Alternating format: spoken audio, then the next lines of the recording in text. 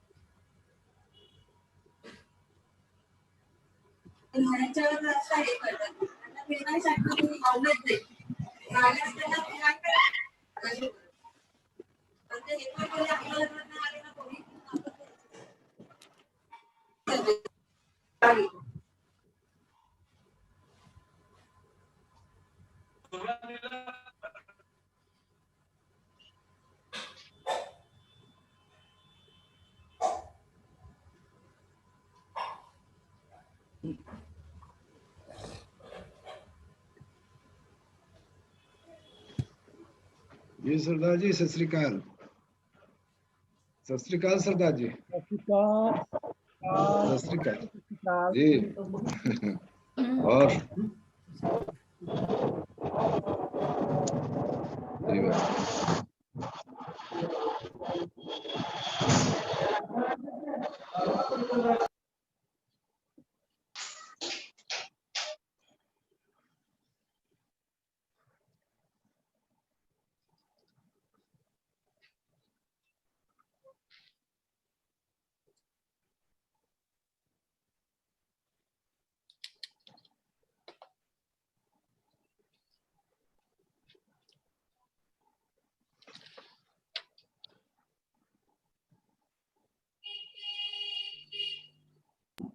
जय भीम सर। जय भीम जय जय भीम भीम जय भीम जी चौहान साहब जय भीम। जय भीम सर बाबूजी। वेलकम बाबूजी welcome. We hardly welcome you.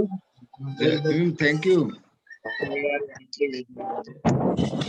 Chauhan साहब सर यस मेरा नाम राजा राम आनंद है। बाबूजी तो मतलब इससे बड़ा मैं धीमंत भी हो गया और मेरे नाम के साथ अच्छा सा टाइटल भी है, तो मुझे बाबूजी कहने में ठीक नहीं लगता। बाबूजी तो जगजीवन राम थे। ये सर रेस्पेक्ट, क्षमा चाहता हूँ उसके लिए। ये सर रेस्पेक्ट है आपके लिए। यस यस यस रेस्पेक्ट तो आनंद आनंद से ज्यादा अच्छा क्या लगेगा किसी को।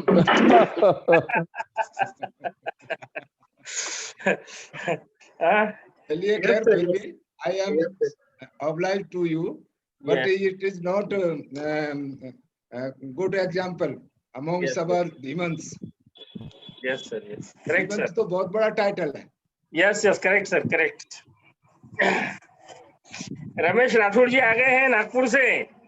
Yes sir yes sir yes sir yes welcome. Yes sir yes sir welcome भैया वेलकम भैया। हाँ सर हाँ सर यस वेलकम।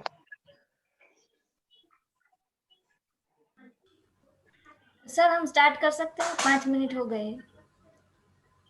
हो गए 1-2 मिनट रुकते हैं और शुरू कर देते हैं मैडम, क्योंकि हमें टाइम तो मिलना चाहिए ज्यादा। जी सर।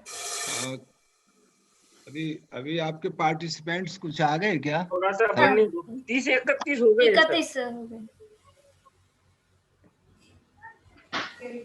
जो होता है चीजें होता है। डॉक्टर साहब जय भीम। जय भीम सर। जय भीम सर। जी सर सभी सहकारियों को जय भीम। जय भीम।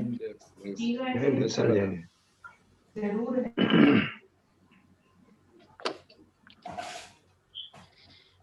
चीजों की जरूर है, क्या जरूर है?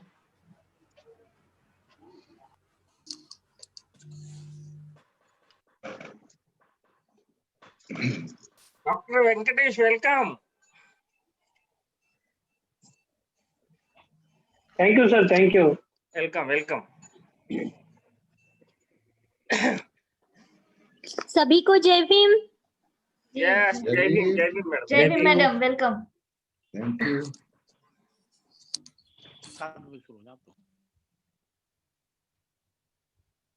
पेन दिए हूँ, बैठ गया है।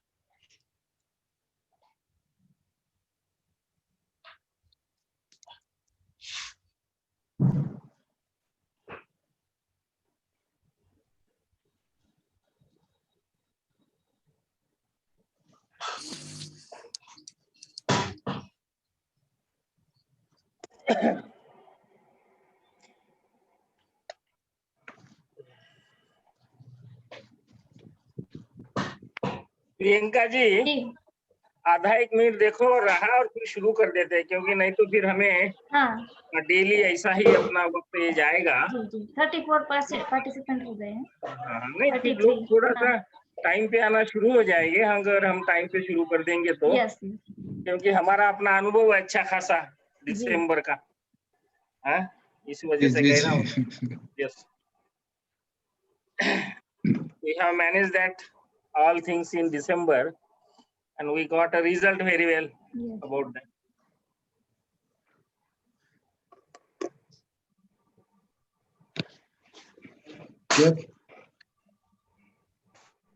इधर हमारी तरफ सर्दी पड़ती है, कैप उतार देनी चाहिए मुझे? यहाँ गर्म हो रहा है हमारे यहाँ से। आपकी तरफ तो गर्मी है। बहुत गर्मी है क्या? फैन चालू है बिल्कुल फुल स्पीड में। इधर जो है काफी ठंडी हवा चल रही है। अरे बाप रे, नहीं तो फिर तो आपको तो खबरदारी रखना ही है। मेरे रूम में ये बिल्वल लगा हुआ है, इसलिए बैठा हुआ हूँ आराम से।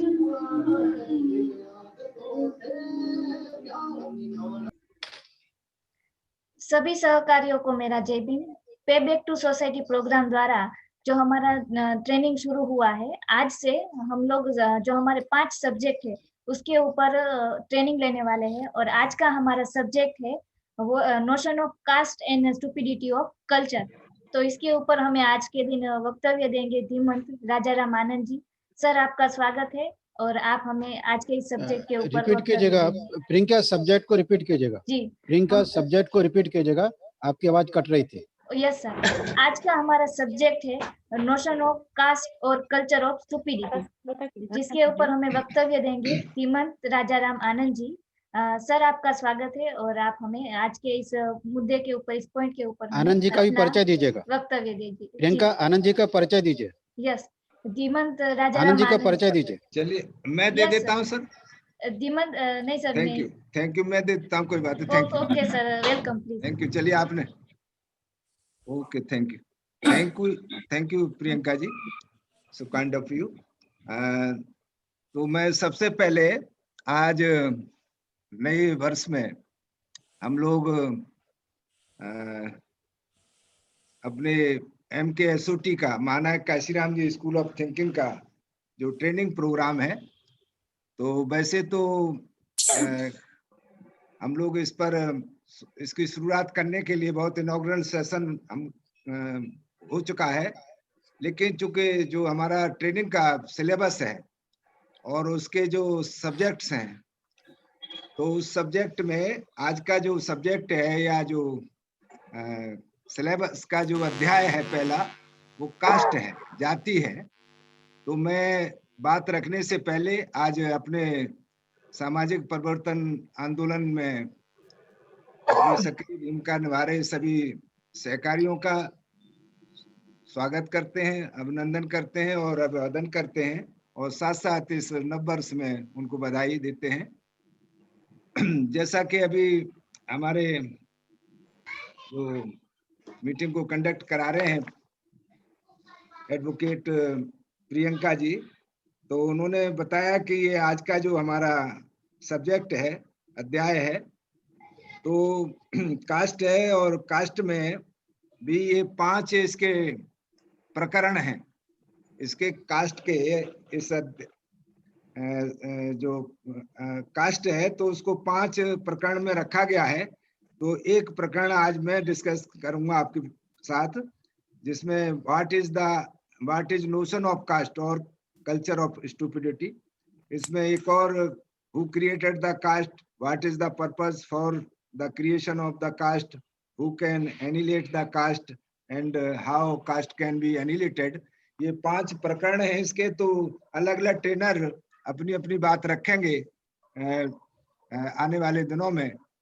तो मैं सिर्फ अपने टॉपिक तक, जो मेरा प्रकरण है उसी तक मैं अपने आप को लिमिटेड करते हुए कि what is notion of caste और कल्चर ऑफ स्टूपिडिटी। तो इस पर बात रखने के लिए मैं चाहूंगा कि पहले हम लोग ये समझें कि ये जो नोशन ऑफ कास्ट या culture of stupidity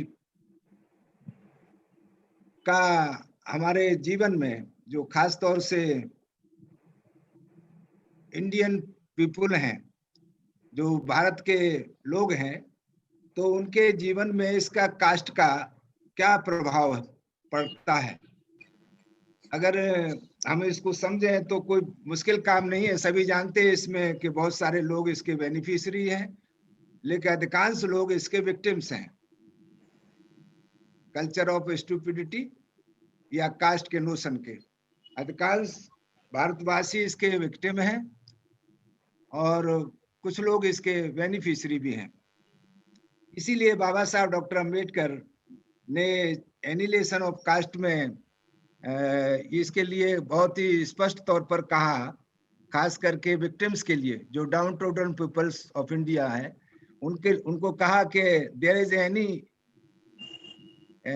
turn in any direction you like, caste is the monster that crosses your path. You cannot have political reform, you cannot have economic reform unless you kill this monster, unless you kill this monster. तो ये बात बाबा साहब doctor Ambedkar अपना जो बहुत ही valuable उनकी जो कृति है उसमें ये बहुत हम लोगों को, जो इसके डाउन ट्रोडन्स हैं, जो विक्टिम्स हैं, उनको अलर्ट करते हुए कहते हैं कि caste is the monster. Monster का हिंदी में अर्थ कई तरह से लोग लगाते हैं, लेकिन शैतान इसको कहा जाए तो ज्यादा बेटर रहेगा। और पीछे वैसे तो इसके डिक्शनरीज में अलग अलग अर्थ हैं। तो ये जो जाति का शैतान है, तो बाबा साहब कहते हैं आप किसी भी दशा में जाओ, वहीं ये आपके रास्ते में खड़ा मिलेगा। This will cross your path, this will cross our path. तो डॉक्टर बाबा साहब अम्बेडकर का ये जो कथन है, तो इसको हमें यही हमारी आज की डिस्कशन की धुरी रहेगा। तो इस पर हमें ध्यान रखना है कि कास्ट मॉन्स्टर कैसे है, और इसी को बाबा साहब और ज्यादा क्लियर करते हैं अपने एनिलेशन ऑफ कास्ट का जो चैप्टर 21 है। उसमें वो कहते हैं कि if you do not know the real means and ways, your all shots are sure to be misfires, your all shots are to be misfires. कब? If you do not have real and if you do not know real means and ways। अगर हमको इसके बारे में सही सही जानकारी और रास्ते नहीं मालूम है, तो फिर हमारे ये सारे जो हम जो भी इस पर निशाना साधेंगे वो सब मिसफायर होंगे। And so your task is herculean. तो ये डॉक्टर बाबा साहब अम्बेडकर बहुत ही गंभीरता के साथ उन्होंने इसको हम लोगों के सामने रखा है। तो इसको भी हमें, अगर हम इस पर चर्चा कर रहे हैं तो हमें इस पर सीरियस होकर के समझना होगा। जाति को मैंने MKSOT के ट्रेनिंग प्रोग्राम में ये बात सीखी है। उन्होंने जाति के ऊपर बड़ा गंभीरता से हमारा मार्गदर्शन किया ट्रेनिंग के टाइम, और उन्होंने कहा कि जाति को समझने में हम लोग कहीं ना कहीं कम पड़े हैं, और इसलिए इसको हैंडल करने में भी कम पड़े हैं। क्योंकि समझने में कम पड़े इसलिए इसे हैंडल करने में कम पड़े, और हैंडल करने में कम पड़े हैं इसीलिए आज तक हम इसके विक्टिम्स हैं, इसीलिए इसके हम शिकार हैं। अब अगर इसे हम हैंडल करने में कम पड़े तो इसे नष्ट करने में या कमजोर करने में भी, कमजोर नष्ट करने के लिए या कमजोर करने के लिए जो रास्ता ढूंढना था हमें, उस रास्ते को ढूंढने में भी हम कम पड़े हैं। और हम लोग ये जानते हैं कि रास्ता ढूंढने में कम कौन पड़ता है? रास्ता ढूंढने में कम वो पड़ता है जो विचार करने में कम पड़ता है।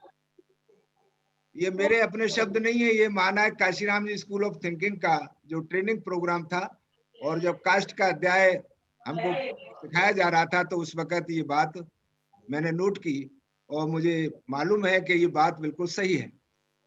क्योंकि हम रास्ता ढूंढने में अगर हमें उसे नष्ट करना था या कमजोर करना था कास्ट के कल्चर को, नोशन ऑफ कास्ट को, तो ये हम इसलिए नहीं कर सके क्योंकि हम रास्ता ढूंढने में कम पड़े। रास्ता ढूंढने में कौन कम पड़ता है?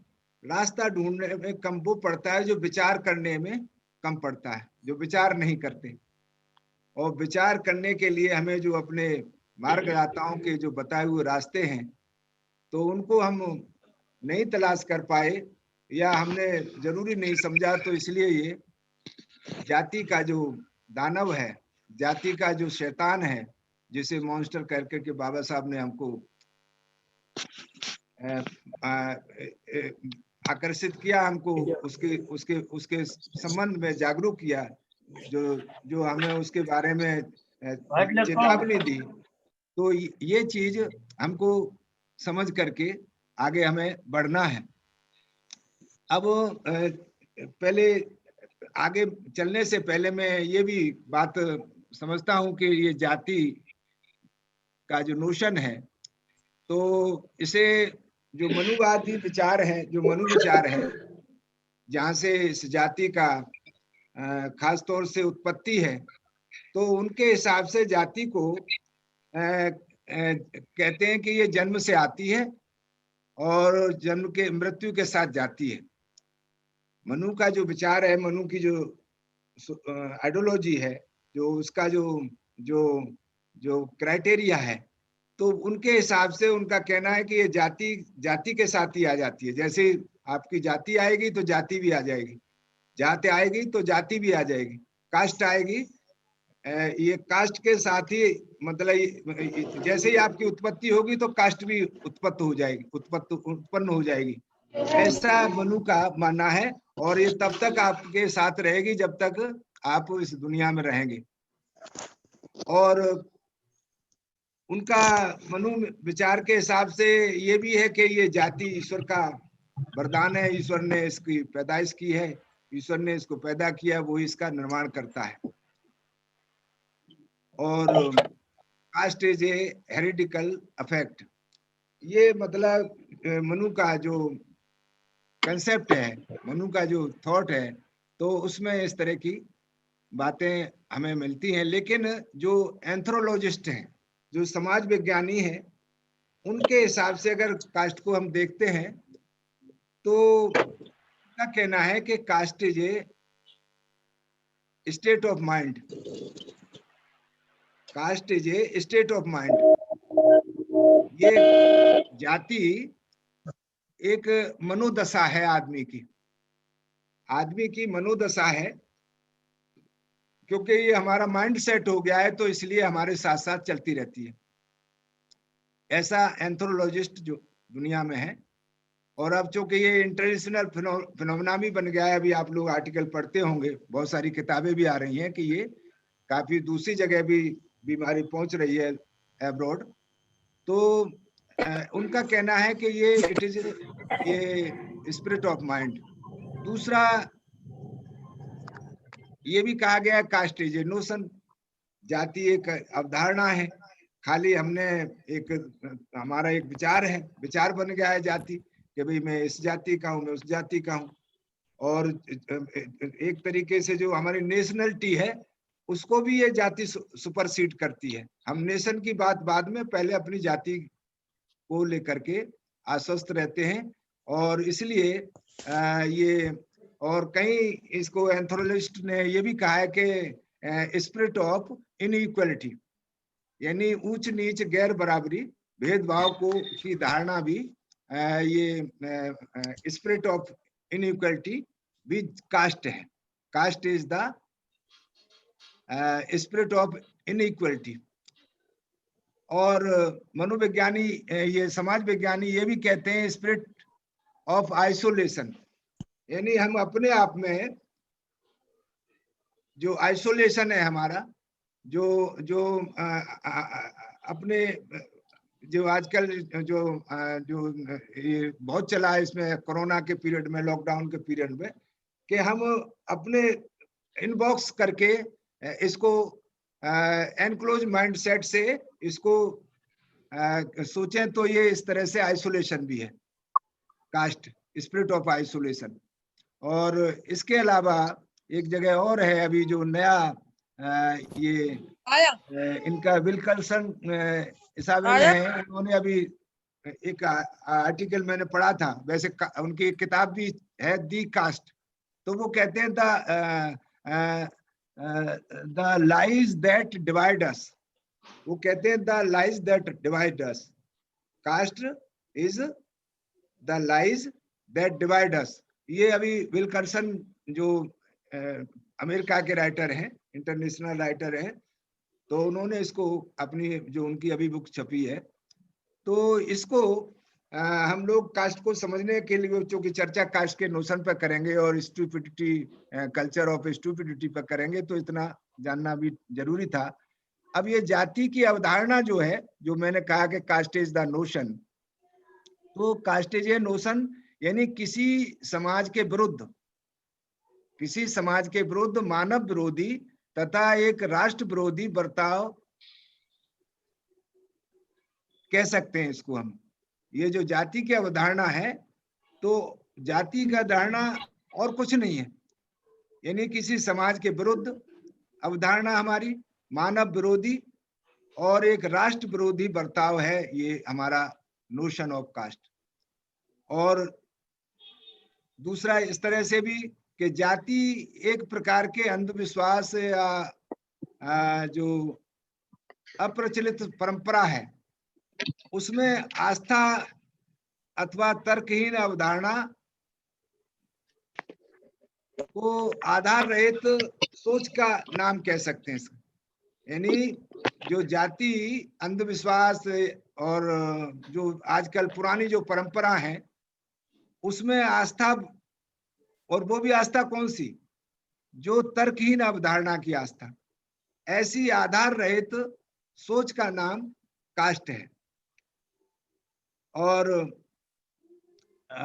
ये जो है, इसको एक मुहावरा भी है जाति के, कि ये जाति तर्क विरुद्ध अंधविश्वास का तंत्र या तरीका है, जिसमें एक मुहावरा है कि father could not help it and son could not cure it.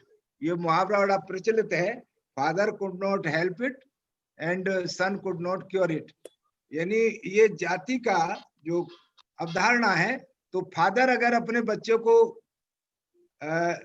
इसमें कुछ हेल्प करना चाहे तो वो भी हेल्पलेस है, और अगर सन कुछ जो है इसमें क्योर करना चाहे तो वो भी फेल है। ये मुहावरा इसमें है, father could not help it and son could not cure it. तो ये बात बाबा साहब ने भी इसमें अपने ये जो एनिलेशन ऑफ कास्ट में कहा है कि जाति व्यवस्था एक ही नस्ल के लोगों के बीच सामाजिक विभाजन है, और ये जाति व्यवस्था जो है, जो समाज की साझा गतिविधियां उन्हें रोकती है। ऐसा डॉक्टर बाबा साहब अम्बेडकर ने एनिलेशन ऑफ कास्ट जो किताब लिखी है, उसका हिंदी का मैंने अर्थ करके यहाँ आपके सामने रखा है, कि बाबा साहब कहते हैं उसमें कि ये जो साझा गतिविधियां उनको रोकती है जाति व्यवस्था, कास्ट कल्चर। और माना है Kashiram ji school of thinking का, तो ये पॉपुलर स्लोगन है कि notion of caste is a dangerous virus. जैसे अभी जो कोरोना वायरस आया था तो वो तो अब खत्म भी हो गया, लेकिन ये बहुत डेंजरस वायरस है। इसको अगर मार सकते हैं तो हम केवल एक ही एंटीडोट है इसका, वो है thinking skill. Thinking skill is a potential antivirus. तो इसको हम लोग समझें। और सभी जानते हैं कि जाति के दो पहलू हैं। एक तो ये मनुष्यों को अलग अलग विभाजित करती है, बांटती है मनुष्यों को अलग अलग समुदायों में, और दूसरा है ये कि ऐसा सीढ़ी नुमा ढांचा बनाती है जाति जिसमें सभी मनुष्यों के ऊपर कोई न कोई समुदाय बैठा हुआ है। सभी मनुष्यों के ऊपर अगर सबसे सर्वोच्च वाले को हटा दें और सबसे निम्नतम वाले को हटा दें तो सबके ऊपर कोई न कोई बैठा हुआ है। सभी दास प्रथा के गुलाम हैं। ये अलग बात है कि लोग इसमें कोई इसमें कोई ज्यादा है कोई कम है, लेकिन मतलब उन्होंने मान रखा है कि सब इसके दास प्रथा के, इसके जाति प्रथा के दास हैं, गुलाम हैं। तो ऐसे में इसीलिए कहा गया है कि ये एक तरीके से stupidity is another name of caste. इसीलिए कहा गया है कि ये सारा इतना जो एंथ्रोलॉजिस्ट बताते हैं उसको अगर हम ढंग से समझ लें और हमारे जो महापुरुषों ने हमको इसके बारे में जो जानकारी दी है, अगर इसे हम समझ लेते हैं तो हम पाएंगे कि ये एक स्टूपिडिटी का ही दूसरा नाम कास्ट है। यानी caste, stupidity is another name of caste. तो और स्टूपिडिटी क्या है? Stupidity lack of knowing, lack of knowing, lack of understanding, lack of thinking is called stupidity. यानी अगर ये मान लिया जाए कि हमारी ये पूरी तरीके से मूर्खता है, कास्ट को जो लोग पकड़े हुए हैं, और खास करके उनके लिए तो बहुत ही ज्यादा इस पर विचार करने की जरूरत है जो इसके विक्टिम्स हैं। अगर ये कहा जाए जो इसके बेनिफिशियरीज हैं, जिनको इसका फायदा मिल रहा है, जो जिन्होंने इसको क्रिएट किया है, तो कोई न कोई उनका बड़ा पर्पज रहा है इसके पीछे, तो उनके लिए तो ठीक है क्या अब करते हैं, लेकिन कम से कम जो इसके विक्टिम हैं, जो अधिसंख्यक जनता देश की इसकी विक्टिम है, तो वो उनको समझना चाहिए कि ये उनकी lack of knowing, lack of understanding and lack of thinking, ये जो चीज है यही स्टूपिडिटी है। और इसीलिए ये बाबा साहब डॉक्टर अंबेडकर ने भी ये कहा कि annihilation of caste is well nigh impossible, so create environment to dilute the caste and devalue the caste. मतलब बाबा साहब का डायरेक्ट तो ये मैं नहीं कह रहा, लेकिन उनका इस तरह का भाव है। उन्होंने कहा कि अगर ये वेल नाई इम्पॉसिबल है तो क्योंकि उसके पीछे वजह बताई है उन्होंने, तो हम अगर कुछ नहीं कर सकते तो इसके लिए एक माहौल खड़ा करें, एक माहौल बनाएं उसको डिवैल्यू करने के लिए कास्ट को, जो जिसको हम बहुत ज्यादा वैल्यूएबल बना के रखते हैं। हर आदमी अपने उसको दम भरता है अपनी कास्ट का, जबकि इन सारी चीजों को सुनने और पढ़ने के बाद हम महसूस करते हैं कि ये बहुत ही हमारे लिए डेंजरस वायरस है।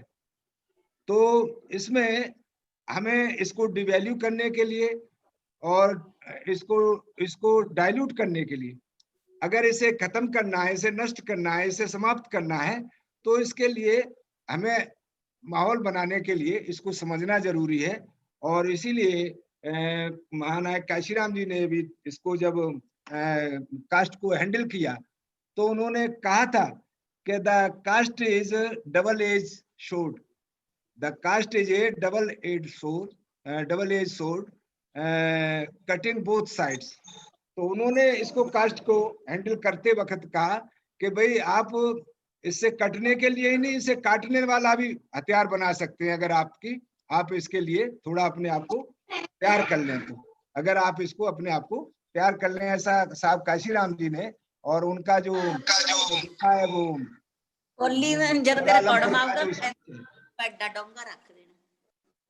कोलारमपुर का जो स्पीच है उनका, तो बहुत डिटेल में है। उसको आप एक बार पढ़ेंगे तो साहब काशीराम जी का जो कास्ट के संबंध में जो नजरिया है, तो हम लोग समझ करके बहुत अच्छी तरीके से इसको आगे अपनी उसमें फेवर में, अपने हित में इसको इस्तेमाल कर सकते हैं। और अब मैं क्योंकि समय भी होने वाला है, तो मैं ज्यादा आपका ध्यान न लेते हुए ये बताते हुए, क्योंकि इसके 5 प्रकरण हैं। पहला प्रकरण में आपके सामने डिस्कस किया है। हालांकि बाबा साहब डॉक्टर अंबेडकर ने 1916 में जो अपना ऐसे रिसर्च पेपर पढ़ा था कोलंबिया यूनिवर्सिटी में, तो उसमें इसका ओरिजिन, इसके टेक्निक, इसकी मैकेनिज्म, इसका एक्सपेंशन, ये बहुत सारी बातें मैंने इधर नहीं रखी हैं, क्योंकि आगे जो हमारे ट्रेनर आएंगे कहीं ना कहीं आपको इसके बारे में संदर्भ देंगे। मैं सिर्फ ये कहते हुए कि समाज हमेशा वर्गों से बनता है। समाज में वर्ग होते हैं जो आर्थिक, आध्यात्मिक या सामाजिक हो सकते हैं, लेकिन समाज का प्रत्येक व्यक्ति किसी न किसी वर्ग का सदस्य जरूर होता है। ऐसा ही भारतीय समाज भी अन्य समाजों की तरह 4 वर्गों में विभाजित था। और पुराने वर्ग थे, जो पुरोहित वर्ग था, एक जिसे बाद में ब्राह्मण वर्ग कहा गया, एक शैक्षिक वर्ग था, ये सैनिक वर्ग था जिसे बाद में क्षत्रिय वर्ग कहा गया, व्यापारिक वर्ग था जो वैश्य कहा गया, और शिल्पकार वर्ग था या सेवक वर्ग था जिसे शूद्र कहा गया। ये मतलब क्योंकि वर्गों से समाज बनता है, ये बात बाबा साहब डॉक्टर अंबेडकर ने ही अपने उसी में कास्ट इन इंडिया में लिखा है। तो मैं इसलिए आपका ये कहते हुए कि पुजारी वर्ग ने सामाजिक रूप से अन्य वर्गों से अपने को अलग कर लिया और बंद घेरे में रहने की नीति अपनाते हुए एक जाति में बदल लिया। दूसरों के लिए जो खुले दरवाजे थे वो बंद हो जाने पर ये जो आत्मसीमित इकाइयां बन गई और जिन्हें जातियां कहा जाता है। तो इस तरीके से, लेकिन बाबा साहब डॉक्टर अंबेडकर कहते हैं कि लेकिन अन्य जो गैर ब्राह्मण जातियां थी उनमें ये कैसे पहुंची, ये जो थ्योरी, तो इसके लिए विद्वानों का मत है कि या तो जनता पर देवी या जो उन्होंने जो इसका जो एक डिवाइन थ्योरी अब लगा करके या और इस तरह का मुलम्मा चढ़ा करके उसका अनुकरण करने के लिए उन्होंने इसको खड़ा किया। लेकिन बाबा साहब डॉक्टर अंबेडकर की एक बात मैं आपके सामने जरूर रखना चाहूंगा, और ये लगता भी है कि जैसे आज भी हम लोग देख रहे हैं कि अभी हमने कोरोना के टाइम में देखा तो लोगों ने मतलब एक आदमी ने कह दिया कि भाई आपका कोरोना ठीक हो जाएगा, आप थाली बजाओ, आप ताली बजाओ, और किसी ने उन्होंने तो यहाँ तक कह दिया कि भाई आप जो है 10 मिनट तक जो है उसको अंधेरा रखो घर में और मोमबत्ती जला करके आप रहोगे तो आप, तो ये अनुकरण की मतलब बात लगती है कि उस वक्त लोगों ने इसे अनुकरण से ही ज्यादा है, इनके ऊपर दबाव शायद नहीं पड़ा। आज भी बहुत सारी प्रथाएं ऐसी चल रही हैं जिनमें आप देख रहे हैं कि लोग ये कावड़ का किस किस का काम जो है लोग मतलब बहुत आराम से जो, जबकि उसमें रत्ती भर भी कोई फायदा नहीं है। तो ये बाबा साहब इसीलिए कहते हैं कि ब्राह्मण कई और बातों के लिए दोषी हो सकते हैं, परंतु गैर ब्राह्मण जनसंख्या पर जाति व्यवस्था लाद देना या इम्पोज कर देना इनके बूते के बाहर की बात थी। ये डॉक्टर बाबा साहब अम्बेडकर का कथन है जो मैं आपके सामने रख रहा हूँ। वो कहते हैं उपदेश देने से जाति व्यवस्था का जन्म नहीं हुआ और ना ही उपदेश से इसे उखाड़ सकते हैं, ऐसा बाबा साहब डॉक्टर अम्बेडकर ने मतलब कहा है। तो ये बात भी हमें उनकी यहाँ स्मरण रखने के लिए आपके सामने मैंने सजाती विवाह अथवा बंद दायरे की नीति हिंदू समाज के लिए एक फैशन था। इसकी शुरुआत ब्राह्मणों ने की थी। इसीलिए गैर ब्राह्मण और वर्णों अथवा जातियों ने भी इसमें बढ़ चढ़ करके इसकी नकल की और वे सजाति विवाह प्रथा को अपनाने लगे। और इसमें एक बात जरूर खास है कि जो इससे जो गैब्रिएल टार्डे की थ्योरी के अनुसार इसमें ज्यादा काम हुआ है कि जो ज्यादा नजदीक था उस पर असर ज्यादा हुआ, जो नजदीक था, जो मतलब दूरी कम थी तो असर ज्यादा हुआ।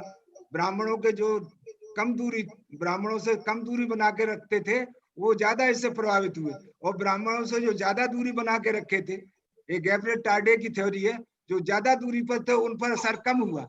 इसीलिए आज ये जो लॉ ऑफ इमिटेशन है, तो इसका चूंकि बाबा साहब भी इसकी तरफ हमें अलर्ट करते हैं, तो हमें ये बात ध्यान में रखते हुए अपना इनसे ये जो इसका जो कल्चर ऑफ कास्ट, इसकी जो स्टूपिडिटी का जो कल्चर है, तो स्टूपिडिटी के कल्चर को हमें समझ करके कि ये जो एक तरह से मतहीनता की संस्कृति, स्टूपिडिटी मतहीनता, तो ये मतहीनता से हमें अपने आप को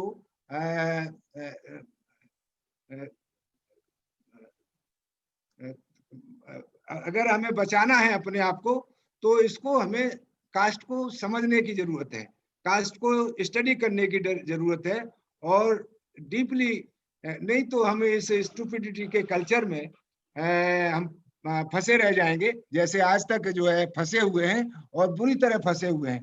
क्योंकि यहाँ जो देश की बहुसंख्यक आबादी है तो इसकी विक्टिम है, इसकी शिकार है। इसीलिए बाबा साहब जो हमारे लिए, सबके लिए, दुनिया के लिए एक सिंबल ऑफ नॉलेज है, उनका खुद ये मानना है, तो मैं समझता हूँ कि फिर हमको और आपको कहीं गुंजाइश रह नहीं जाती कि हम इसे इस पर जो है कोई और नया रास्ता ढूंढे। लेकिन अफसोस की बात है कि आज तक हमने इसमें इसको समझने में कम पड़े, इसीलिए इसे हैंडल करने में कम पड़े कास्ट को। और इस जो जो कल्चर ऑफ स्टूपिडिटी है, जो एक तरीके से lack of knowing, lack of understanding and lack of thinking है, तो ये इसका अभी तक हम कोई समाधान नहीं ढूंढ पाए। अगर ये हम समझ पाए तो निश्चित तौर पर हम एक एसोसिएट लाइफ, जो आज आप देख रहे हैं कि अभी मानायक Kashiram ji school of thinking के प्रयासों से जो ये हमें सिलेबस मिला है, तो इस सिलेबस को सारे को एक दूसरे से इंटरलिंक्ड है ये, और इसको समझने के बाद अगर हम इसको समझ करके समझाने वाले बन जाते हैं, तो निश्चित तौर पर हम एक एसोसिएट लाइफ में आएंगे। और एसोसिएट लाइफ में आने पर हम न केवल इसके जो दुष्प्रभाव हैं कास्ट के, उनसे अपना बचाव कर पाएंगे, बल्कि हम इसका जो डबल एज सोर्ड, जो महानायक काशीराम जी कहते हैं, जो 21वीं शताब्दी के सामाजिक परिवर्तन के महानायक हैं, और समतामूलक समाज की स्थापना के लिए उन्होंने सामाजिक परिवर्तन का आंदोलन शुरू किया। वैसे तो ये महापुरुषों से चलती हुई एक कड़ी है, जिसको उन्होंने बहुत ही सफलतापूर्वक अपने जीवन काल में नेतृत्व किया। और आज महानायक Kashiram ji school of thinking के प्रयासों से इस पर लगातार काम हो रहा है। आज से हम लोगों ने इसकी शुरुआत की है। आगे ये सारे जो हमारे सिलेबस है महानायक Kashiram ji school of thinking का ट्रेनिंग प्रोग्राम में, तो इसको अगर सीरियसली हम लोगों ने डिस्कस किया और सुना और समझा, तो मैंने जो बात आपके सामने रखी है वो कोई कॉम्प्रहेंसिव नहीं है। इसमें कोई भी चीज बढ़ाई जा सकती है, और कोई भी चीज जो गलत है उसे हटाया जा सकता है। ये बात मैंने आपके सामने रखी है। और मैं समझता हूँ कि जो महानायक Kashiram ji school of thinking का जो स्लोगन है कि समझाने वाले को समझना चाहिए, समझाने वाले को पहले समझना होगा, और समझाने के बाद समझने के बाद समझाने का काम करना होगा, समझने के बाद समझाने का काम करना होगा। अर्थात हम लोग जो यहाँ ट्रेनिंग लेने का और देने का जो काम कर रहे हैं, तो ये समझने समझने वाले बनने के बाद फिर हम समझाने का काम करने के लिए निकलेंगे।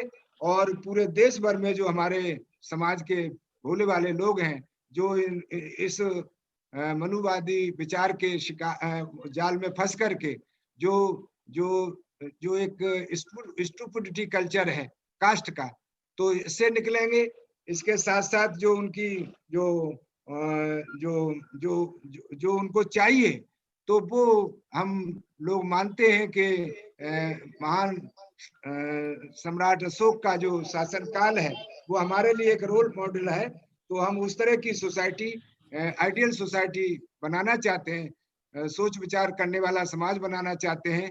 और सोच विचार करने वाला समाज अगर होगा तो वो शासन करती जमात बनेगा, और शासन करती जमात बनेगा तो निश्चित तौर पर बहुत सारी चीजें जो हम शासन के साधन के बाद, शासन का जब साधन हमारे हाथ आएगा तो हम बहुत सारे बदलाव लाने में और तीव्रता से बदलाव लाने में कामयाब होंगे। इसलिए मैं बात यही समाप्त करते हुए कि सोचने वाले को समझाने वाले को समझना होगा और समझकर समझाना होगा, सोच विचार करने वाला समाज बनाना होगा, और अशोक का राज आएगा, महान अशोक का राज आएगा, सबको भय मुक्त बनाएगा।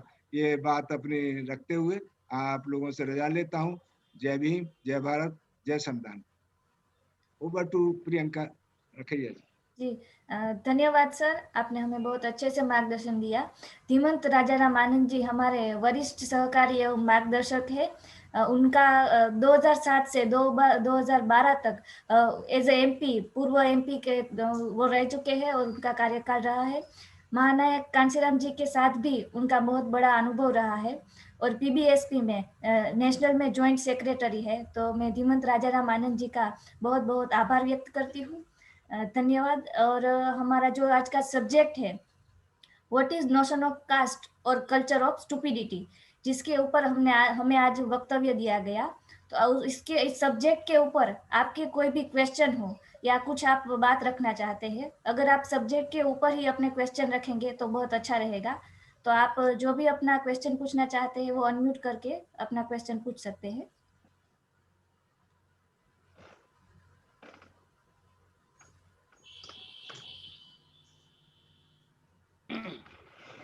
आप हैंड रेज कर सकते हैं।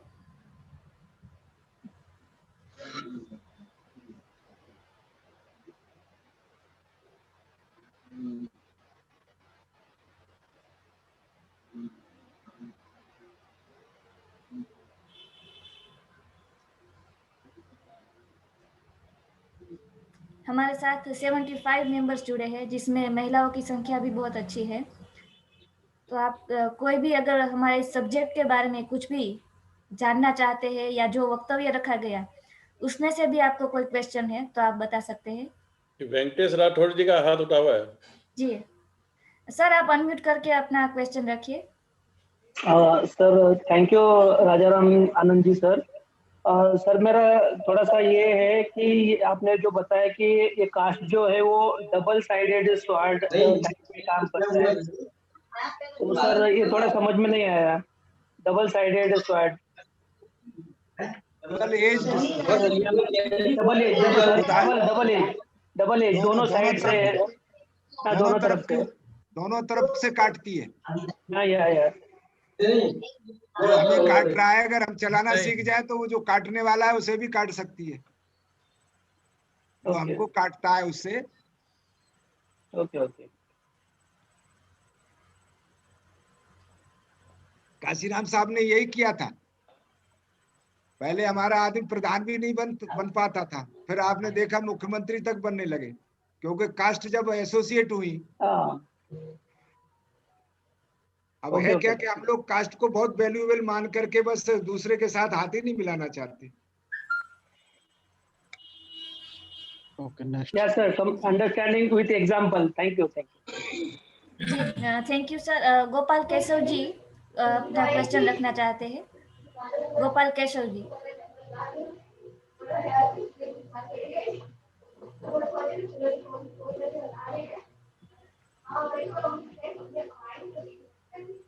कविता पवार जी, कविता राठौड़ जी, आप अपनी बात रखें। और सभी साथियों को जय भीम। जय भीम। धीमंत राजाराम आनंद जी, आपको सत सत प्रणाम। बहुत ही अच्छी तरह से आपने ये चैप्टर पढ़ाया, इसके लिए पहले मैं आपको बहुत बहुत धन्यवाद और आभार कहना चाहती हूँ। सर मेरा एक क्वेश्चन था कि आपने जो स्टूपिडिटी का इसमें जो 3 लैक बताए, lack of understanding, lack of thinking, और तीसरा वो थोड़ा सा कवरेज की प्रॉब्लम से मुझे तीसरा बराबर ये नहीं हुआ, क्लियर नहीं हुआ, तो प्लीज थोड़ा सा वो अगर। चलिए वो तो सिंपल है, लैक ऑफ नोइंग, जानकारी, lack of knowing, lack of understanding, समझदारी, और लैक ऑफ थिंकिंग, विचार करना।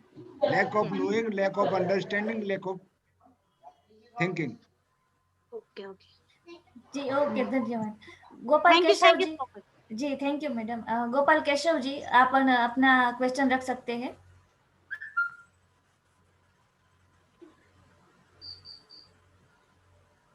डॉक्टर सुरेश बाबू जी, सर आप अपना क्वेश्चन रख सकते हैं या बात रख सकते हैं। सभी सहकारियों को मेरा जय भीम बोलता है। मैं सर के जो धीमंत या अपने राजाराम आनंद जी ने जो किया उसमें कुछ ऐड करना चाह रहा था, मुझे जो समझ में आ रहा था कि बेसिकली जाति दुश्मन ने हम लोगों को बिखेरने के काम किया, बहुजन उसको बिखेरने के लिए इस्तेमाल किया है, और उसको मजबूती से जाति लागू हो उसके लिए मनुस्मृति एक कठोर प्रावधान किया उसने, और इसको ढोने के लिए आगे लागू करके संचालित करने के लिए महिलाओं को उसने इस्तेमाल किया। और उसने महिलाओं, क्योंकि महिला ही है जो जाति तोड़ सकती है, और महिला ही अगर चाहे तो कंटिन्यू कर सकती है, तो उसके लिए उन्होंने सजाति विवाह प्रतिबंध लगाए, सजाति विवाह किए, मतलब एक कॉन्सेप्ट डाला कि ये शादियां इधर ही होंगी, इधर से इधर नहीं होंगी, महिला की शादी इधर ही होगी। और इसी वजह से एक प्लानिंग के तहत, बहुत सोची समझी रणनीति के तहत विधवा विवाह पर प्रतिबंध लगाया। पहले महामारी फैलती थी, प्लेग आता था, भुखमरी होती थी, तो उसकी वजह से बहुत सारे पुरुष और महिलाएं मरते थे, काफी एक्सपायर हो जाते थे, लेकिन कुछ महिलाएं बचती थी। तो कहीं जाति न टूट जाए, एक महिला कहीं इधर उधर शादी न कर दे, तो उसके लिए प्रतिबंध था, कड़ा प्रतिबंध था, और महिला ही तोड़ सकती थी, तो शादी नहीं कर सकती थी। तीसरी चीज उसने ये भी डिजाइन किया, ये सती प्रथा, ये भी कहा जाता है, बाबा साहब भी लिखते हैं इसको कास्ट इन इंडिया में, कि सती प्रथा भी इसी का एक परिणाम है जाति को ढोने के लिए, कि अगर महिला रहेगी तो हो सकता है जाति टूट जाए, जाति कहीं इधर से उधर हो जाए, तो वो जाति व्यवस्था न टूटे, क्योंकि जाति को इस्तेमाल किया था इनइक्वालिटी मेंटेन करने के लिए। एक जो बहुजनों के बीच में जो एक सामंजस्य थी, जो समरसता थी, जो भाईचारा था, जो डेमोक्रेटिक एटीट्यूड था, उसको तार तार करने के लिए ये इस्तेमाल की गई थी। इसीलिए ये सती प्रथा का निषाद किया। यहाँ तक कि बाल विवाह भी इसी वजह से आया। ये बताया जाता है कि बाल विवाह का भी निजात इसी वजह से है कि शायद कि महिला अगर सोच विचार वाली रह जाएगी तो हो सकता है टूट जाए। यहाँ तक है आपकी पितृसत्ता का भी निजात इसी वजह से है। तो कहने का मतलब जाति हर तरीके से चलती रहे, ये बहुत बड़ी रिसर्च करके इन्होंने डाला है। हम केवल जाति का अगर समझ लिए तो जाति की हैंडलिंग बहुत अच्छी कर लेंगे, जैसा कि राजाराम आनंद जी ने बताया है, और जाति की वजह से ही सफरिंग है, तो हम सब लोगों को बहुत गंभीरता से, और विशेषकर महिलाओं को जाति को बहुत अच्छी तरह से समझना है, और सारे लोगों को समझ करके इसकी हैंडलिंग करेंगे तो शायद हम लोग इनकी जो रणनीति है, जो हमको बहुजनों को बिखेरा गया है, आज हम अपने घर में ही जो वंचित हैं, वो शायद हो सकता है वो अधिकार हम पालें और उसकी शुरुआत हो सकती है। तो ये बहुत महत्वपूर्ण आपका क्लास है, बहुत महत्वपूर्ण ये जो कास्ट की जो अंडरस्टैंडिंग है, ये बहुत गहराई से हम सब लोगों को समझना चाहिए। मैं यही बात कहना चाह रहा था। जय भीम, नमोदय। थैंक यू डॉक्टर साहब, आपने मेरी बात को कम्प्लीमेंट किया। चलिए मैं इसलिए इसको डिटेल में, क्योंकि मेरा टॉपिक जो था लिमिटेड था, जो इसमें जाति का जो अध्याय है, इसके 5 प्रकरण 5 हैं इसके, और 5 इस पर ट्रेनर जो है अपनी बात रखेंगे, तो इसलिए एनक्रोचमेंट न हो किसी के उसमें, तो इसलिए मैं उधर नहीं गया था। वैसे ही बात डिटेल में आ जाएगी आपके सामने, हु क्रिएटेड द कास्ट, अगला वो आएगा इसमें, और व्हाट वाज द पर्पस, ये उसमें जब आगे आएगा तो मतलब इसमें आ जाएगा। हाँ, बहुत सारी चीजें। डॉक्टर साहब, थैंक यू वेरी मच। जी धन्यवाद सर। गोपाल केशव जी, सर आप अनम्यूट हो चुके हैं, आप अपनी बात रखें। गोपाल केशव चौहान जी।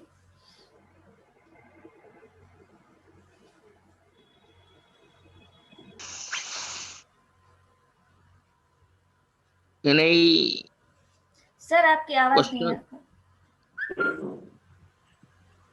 माय नेम, आपका नेट काम कम कर रहा है चौहान साहब।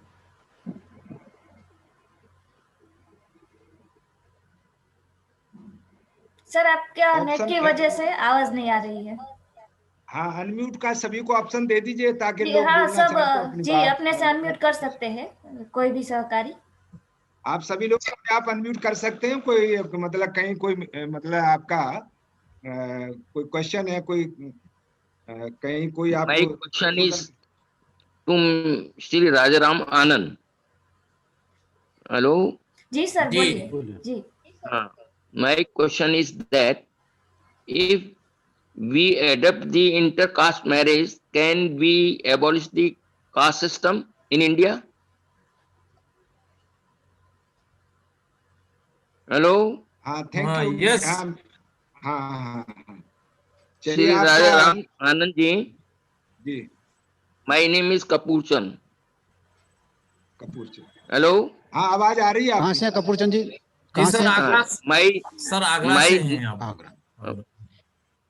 from Agra, yes. I want to know if we adopt the intercaste marriages within the Bahujans, can we abolish the caste system among the Bahujans? Okay, हाँ तो मैं आपका Because it is very necessary to abolish the caste system within the caste. So long as we are divided, we cannot be united. Yes. Our caste system is so much spread that 6,000, more than 6,000 caste in the Bahujans. हाँ, ये अभी इसका कपूर साहब, thank you very much. आपका सवाल बहुत अच्छा है, लेकिन आपने मतलब इसकी भूमिका पे पूछ लिया। ये अगला जो टॉपिक डिस्कस होगा तो उसमें आ जाएगा, how can the caste can be annihilated, उसमें आ जाएगा। सवाल है, कल आपको इसका जवाब ऑटोमेटिक मिल जाएगा सर। सेकेंडली, जैसा कि कहा गया है कि जातहीन समाज की स्थापना के बगैर प्रजातंत्र बेमानी है और हो भी नहीं सकता। तो एक तरफ तो हम जातहीन समाज की स्थापना की कोशिश करते हैं, दूसरी तरफ हम जाति का गौरव स्थापित करने की भी कोशिश करते हैं। तो how these two things which are conflicting to each other can be established or can be abolished? इसके पांचों इसके प्रकरण जो डिस्कस हो जाएंगे तो आपका बिल्कुल कंसेप्ट क्लियर हो जाएगा। सारी चीज जो है इस पर मतलब मैंने तो ये क्वेश्चन रखा है आप लोगों के, आप विद्वान वक्ताओं के समक्ष। मुझे कॉन्सेप्ट तो ये मालूम है कि जब तक कंफ्लिक्टिंग, हम लोग क्या करना चाहते हैं इसे आप सुनेंगे तो सही। आपको पांचों दिन आपको अटेंड करना पड़ेगा। नहीं वो तो है, मुझे मेरा कंसेप्ट तो क्लियर है इस मामले में, लेकिन मैं विद्वान जो वक्ता हैं उनके विचार सुनना चाहता था इस मामले में। मैंने जो क्वेश्चन पुटअप किए हैं सर मैं क्षमा चाहूंगा कपूर साहब, जज साहब, आप एडिशनल जज हैं, रहे हैं और बहुत अच्छे साथी हैं। अगर आप अच्छा रहता कि कल आपको आमंत्रित किया गया था हमने ट्रेनिंग कैंप के लिए, अगर आप आ जाते तो बहुत अच्छा रहता, हमें भी आपसे ज्ञानवर्धन हो जाता, बहुत सारी जानकारी आपको मिल जाती, हमें भी जानकारी हो जाती। देखिए वो तो शाम को 40 मिनट के लिए आप आते रहिएगा तो ये सब आपको उसके बाद आपके कमेंट अच्छे रहेंगे। कल मैंने श्री श्याम सुंदर जी को बता दिया था कि मैं क्यों नहीं आ सकता। चलिए आगरा में आपकी जहाँ मीटिंग थी उसको मैं अटेंड नहीं कर पाया और मैंने श्याम सुंदर जी से बता भी दिया था। जी जी, चलिए ठीक, कोई बात नहीं। पांचों टॉपिक जब डिस्कस हो जाएंगे जज साहब, तो आपको फिर आपके कमेंट आने दीजिए, क्वेश्चन आने दीजिए।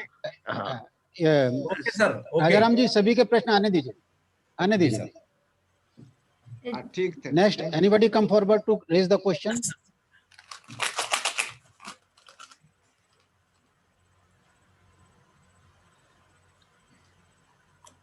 कंथारिया सर, आप अनम्यूट करके क्वेश्चन कर सकते हैं, भरत कंथारिया जी।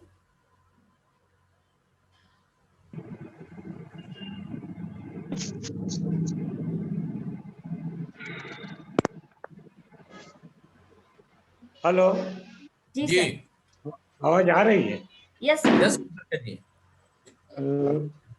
देखो 6000 जातियों को हमने SC ST OBC जो शोषित थे उनको डाल दिया, और इनको हम जोड़ नहीं पा रहे हैं। तो उसके ऊपर हम लोग क्या कर सकते? मतलब सबसे शोषित ये तीन लोग थे, SC ST OBC, मगर हम लोग अंदर अंदर भी ST को भी जोड़ने में नाकामयाब हो रहे हैं। या तो ST भी अंदर अंदर मतलब एक दूसरे से जैसे कि अभी जो मनुवादी लोग हैं, एक क्रिश्चियन आदिवासी है, एक हिंदू आदिवासी है, इनमें झगड़ा लगा रहे हैं। तो ये सब चीजों को जोड़ने के लिए हम लोग क्या करते हैं? Okay, next question. जी, और कोई क्वेश्चन पूछना चाहेगा? Anybody come forward, 2 minutes for question. Yes, Kapoor Chand ji हो गया आपका। भरत कंथारिया जी हो गए। और कौन पूछना चाहते हैं?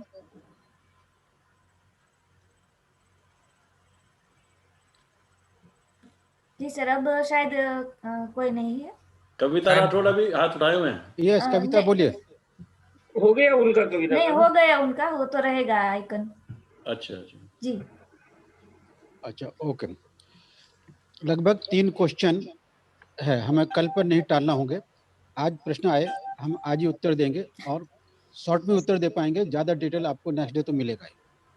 Double edge sword cutting both hand, इस प्रश्न को प्रैक्टिकल समझने में, तो आपको समझाने में भी तकलीफ हुई। महानायक कांशीराम जी ने इसको समझाने की कोशिश की, लेकिन उन्होंने प्रैक्टिकल दिखाया तब समझ में आया। अभी एक आपके पास हाथ में दोधारी तलवार है। कल्पना कीजिए आपके हाथ में दोधारी तलवार है और आप मिट्टी के मलिदे पर या उस पर अगर आप तलवार मारेंगे तो वो मिट्टी के टुकड़े टुकड़े छार-छार होगा। लेकिन वही मिट्टी एक एक कण ठोस पत्थर में बदल जाए और फिर आप उस पर तलवार मारोगे तो उलटकर आपको लगेगी, ये टूट जाएगी। यही कांशीराम जी ने दुधारी तलवार का प्रयोग किया। जब बहुजन समाज को उन्होंने सॉलिड बनाना शुरू किया और कुछ नहीं लूज तौर पे 600 जातियों को ही जोड़कर काम किया, तो वो तलवार उलट मनुवाद को लगना शुरू, उसमें भय पैदा हुआ। और इधर हमारे समाज के अंदर, बहुजन समाज में एक उत्साह पैदा हुआ कि नहीं, हम कामयाब हो सकते हैं। ये दुधारी तलवार का प्रैक्टिकल है। दूसरा, intercaste marriage with in Bahujan Samaj. हमने इसको थोड़ा सा पार्शियल कर दिया कि हम सभी जातियों के लिए नहीं करके हमारे जैसा हमने इसे पर्टिकुलर बहुजन समाज के लिए। इंटरकास्ट मैरिज से पहले बाबा साहब ने कुछ और कहा है, और इंटरकास्ट मैरिज के बारे में 20वीं 21वीं चैप्टर एनिहिलेशन ऑफ कास्ट में वेल नाई इम्पॉसिबल बोला है। चाहे ब्राह्मण बनिया जमींदारों के साथ शूद्र की शादी हो या विद इन शुल्क कास्ट भी शादी हो, इससे पहले जब तक हम एनक्लोजनेस के कॉन्सेप्ट को चोट नहीं पहुंचाते, चाहे इंटरकास्ट मैरिज हो, सामूहिक इंटरकास्ट मैरिज हो, इनइफेक्टिव रहेंगे। ज्यादा ड्यूरेबल चेंज नहीं हो सकता। थोड़ा उत्साह लगता है, हालांकि बाबा साहब ने खुद कहा है कि इंटरकास्ट मैरिज देखने को बहुत अच्छा सॉल्यूशन नजर आता है, पर एक्चुअली जो कास्ट की मान्यताएं हैं, धर्म से जकड़न है, एनक्लोजनेस का कॉन्सेप्ट आत्मा परमात्मा धर्म और पुण्य और पाखंडों से जुड़ा हुआ है, ये इतने जटिल कॉन्सेप्ट हैं कि इंटरकास्ट मैरिज भी इनइफेक्टिव हो जाती है। हमारे बीच में माली और तेली ने शादी की, धोबी ने नावी ने शादी की, पुरी ने चमार से शादी की, चमार से भंगी से शादी हुई वाल्मीकि से, लेकिन जात नहीं टूटी। इसलिए बहुजन समाज में जात इंटरकास्ट मैरिज हो, हम स्वागत करेंगे, उसका हम विरोध नहीं करते हैं, लेकिन बिना कास्ट कॉन्सेप्ट को तोड़े, उसको कमजोर किए इंटरकास्ट मैरिज इफेक्टिव नहीं हो सकती। ये यहाँ का सोशलिस्ट ब्राह्मण ने जबरदस्त प्रचार किया कि इंटरकास्ट मैरिज बहुत कुछ हो सकता है, जबकि इंटरकास्ट मैरिज को एनिलेशन ऑफ कास्ट में बाबा साहब बहुत ही साइकोलॉजिकल सेंटेंस यूज करती है, it is well nigh impossible. Well nigh impossible माने जबल जबल नजदीक, लगभग लगभग असंभव है। असंभव नहीं बोला उन्होंने, लगभग लगभग असंभव। आप जज हैं, वेल नाई इम्पॉसिबल मीनिंग को आप समझ सकते हैं कि एक छोटी सी होप उसमें बाबा साहब ने, यानी होप कब थी, उसका कुछ ग्राउंड था। वो ग्राउंड था कि आप कॉन्सेप्ट, जो कास्ट का कॉन्सेप्ट है, उसे कितना लिक्विडेट, कमजोर कर सकते हो। एनक्लोजनेस को, एम्बेडेडनेस को, एनक्लोजनेस को आप कितना कमजोर कर सकते हो। इस साइकोलॉजिकल एस्पेक्ट, सोशल और साइकोलॉजिकल एस्पेक्ट जब तक आप कमजोर नहीं करते हो, कास्ट का रिलेशनशिप में ज्यादा कोई इफेक्ट नहीं पड़ा। और आज 1950 के बाद 2020-21 आ रहा है, लगभग 70 साल के बाद भी इंटरकास्ट मैरिज बहुत हुई है, सामूहिक इंटरकास्ट मैरिज भी हुई है, विद इन बहुजन समाज भी हुई है, लेकिन वो समाज परिवर्तन के लिए इफेक्टिव नहीं। इसका मतलब वो नगण्य है ऐसा भी नहीं कहा सकता, उसका छोटा सा साइकोलॉजिकल एस्पेक्ट है, इसलिए हम उसे वेलकम भी करते हैं। दूसरा, आपने बहुत अच्छा क्वेश्चन कि not to glorification of caste. Yes, the great Chamar, the great Valmiki, the great Maratha, great Rajput, एक कॉन्सेप्ट हानिकारक है। इससे बहुजन समाज बनने की जगह कास्ट कॉन्सेप्ट, जन्म का concept, hereditical concept, by birth concept मजबूत होता है। इसलिए हमें इस कॉन्सेप्ट से बचना चाहिए और उन्हें थिंकिंग स्किल का सबक देना चाहिए। हमारे बीच में थिंकिंग स्किल, इन जो इसकी जड़ है, कास्ट का another name of caste is unthinkingness और स्टुपिडिटी। विचार करने की क्षमता, विचार करने की कमतरता, सोचने की कमतरता, रास्ता ढूंढने की कमतरता, ये सारी कमतरता हमें हेल्पलेस बनाती हैं, भयग्रस्त कॉन्सेप्ट को और ज्यादा मजबूत करती है। इसलिए इससे उभरने के लिए हमें एम्बेडेड, जिसे बाबा साहब ने बहुत अच्छे एक सिद्धांत के रूप में दिया, caste is an enclosed class. ये जो नोशन ऑफ कास्ट है वो एनक्लोज्डनेस के साथ जुड़ा हुआ है। तो जब तक हम इस एनक्लोज्डनेस को नहीं डिफीट देते हैं, बहुजन समाज नहीं बन सकता। एनक्लोज्डनेस को डिफीट करने के लिए हमने बहुत ही सोचो साइकोलॉजिकल एस्पेक्ट से थोड़ा सा कास्ट को समझाते हैं, एजुकेशन फिलॉसफी को समझाते हैं, और इसके बाद हम तीसरा अस्त्र देते हैं थिंकिंग स्किल। और ये तीनों चीजें मिलकर कास्ट के जड़न घड़न को, इस मशीनरी को कमजोर करने में हमें बहुत बड़ी मदद करता है। ये हमारा मैकेनिज्म डेवलप करने में, एंटी कास्ट या डी कास्ट कहना चाहिए जिसे, उसे डेवलप करने में बहुत बड़ी मदद करता है। इसलिए हम कास्ट के ग्लोरिफिकेशन को महत्व दें। आज तो कास्ट के साथ साथ जुड़े हुए राजा के कॉन्सेप्ट को, रानी के कॉन्सेप्ट को आज भी हमारे बीच में, मेरी बच्ची रानी बिटिया बनेगी, मेरे बेटा राजा बेटा है, ये कहीं ना कहीं हम फ्यूडल सिस्टम को यहाँ पर प्लीडिंग करते रहते हैं। बहुत सारे सिस्टम हैं, हम स्त्री को दुयम दर्जा को मानने के कॉन्सेप्ट भी पालन करते रहते हैं। हमें ये बहुत छोटे साइकोलॉजिकल कॉन्सेप्ट से अपने आप को बचना होगा। 600 जातियों का हम जोड़ेंगे कैसे? जिस दिन आप पे बैक टू सोसाइटी के कास्ट के कॉन्सेप्ट को भी अगर आप 5 दिन समझ गए, तो आपको जुड़ने और जोड़ने की प्रक्रिया, जोड़ना, आपको भी जुड़ने का मानसिकता तैयार करना है, तो दूसरे की जुड़ने की मानसिकता। अगर आप अपने आप को जोड़ने की मानसिकता, एक सिंपल सी बात कर रहा हूँ, एक कोरी समाज का व्यक्ति या चमार समाज का व्यक्ति या माली समाज का व्यक्ति वाल्मीकि समाज से भाईचारा बनाने के लिए खुले मन से एक्सेप्ट करेगा क्या? जिस दिन वो एक्सेप्ट करेगा, आप देखिएगा वाल्मीकि समाज में बहुत बड़ा उत्साह है। अरे बरसों से हमें अपनापन नहीं मिला है, ये हमें अपनापन दे रहे हैं। ये बहुत बड़ा मानसिक परिवर्तन की गरज है। कास्ट को सरल मैकेनिज्म नहीं है, मनुवाद ने इसको बहुत ही जटिल मैकेनिज्म से बनाया। इसलिए हम इसको बहुत ही जटिल सिस्टम को समाज के बीच में सरलता से लाकर उन्हें समझाने की कोशिश कर रहे हैं।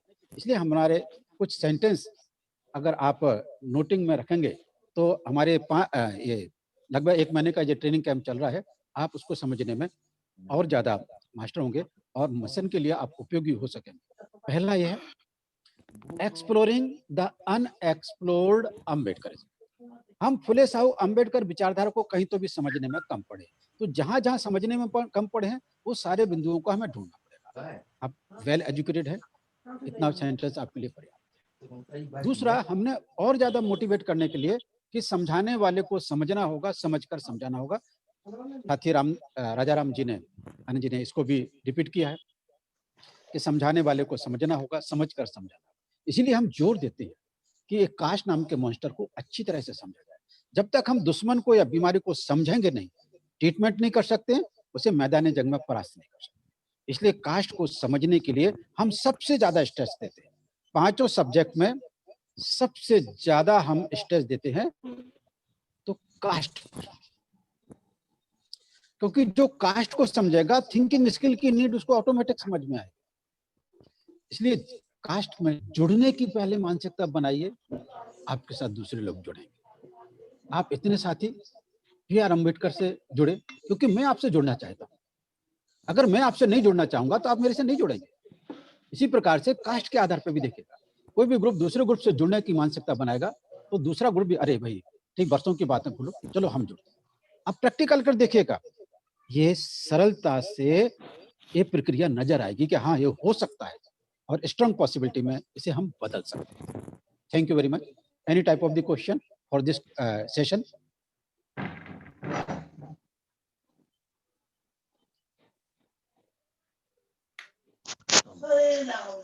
यस, कपूर चंद जी कुछ बोलना चाह रहे हैं? नहीं, thank you. Thank you very much. Thank you. So over to Priyanka ji. Thank you sir. हमारा आज का जो डिस्कशन बहुत अच्छा रहा। मैं हिम्मत अंबर सिंह चौहान सर से रिक्वेस्ट करूंगी कि सर आप मीटिंग का कंक्लूड करें। हिम्मत अंबर सिंह चौहान जी।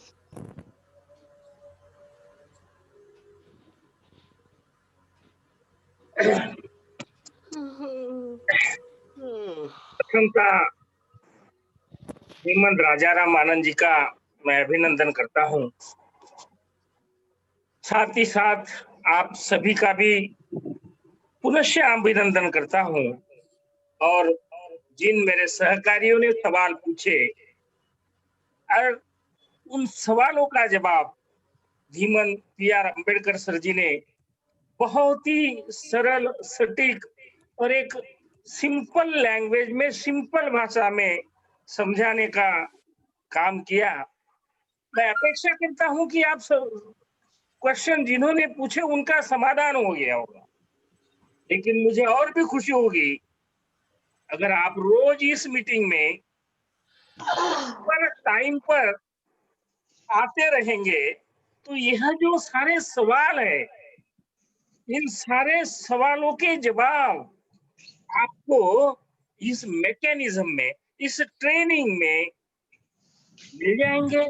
और खास बात ये होगी कि आप भी, क्योंकि आप केवल समझने वाले नहीं हैं, आप समझाने वाले हैं। आप सभी समझाने वाले लोगों को, हमारी सोसाइटी को, हमारे अपने लोगों को समझा सकते हैं। इसीलिए मैं और अधिक कुछ ना कहते हुए, यह जो विषय है, caste is a dangerous virus, thinking skill is a potential antivirus, महानायक Kashiram ji school of thinking का यह स्लोगन आप बार बार रिपीट करें, लिख ले, अपने जहन में इसे याद करते रहे और किस तरह से हम इस कास्ट की दीवारों को किलकिला कर सकते हैं। यह आने वाले आगे जो टॉपिक्स है, जो लेक्चर्स है, वह सुने, यही आप सभी लोगों से मेरी प्रार्थना है। I am thankful to all of you. Kindly let us join us with us daily. पूरा महीना भर ये सेशन चलेगा और यही कहकर समझाने वाले को समझना होगा, समझकर समझाना होगा। सोच विचार करने वाला समाज निर्माण करना होगा। वहां अशोक आकार आ जाएगा, भय मुक्त समाज बनेगा। यही स्लोगन कहते हुए मैं मेरे वाणी को विराम देकर यहाँ रुकता हूँ। And over to advocate Priyanka.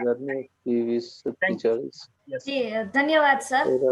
सभी सहकारियों का जुड़ने के लिए बहुत बहुत धन्यवाद। कल का हमारा सब्जेक्ट जो कास्ट के ऊपर है, वो टॉपिक है कल का हमारा, हु क्रिएटेड द कास्ट, और उसके ऊपर हमें वक्तव्य देने वाले हैं धीमंत अंबर सिंह चौहान जी। तो आप सभी कल फिर से 7 बजे हमारे साथ जुड़िए इसी आईडी और लिंक पे। धन्यवाद। जय भीम, जय भारत।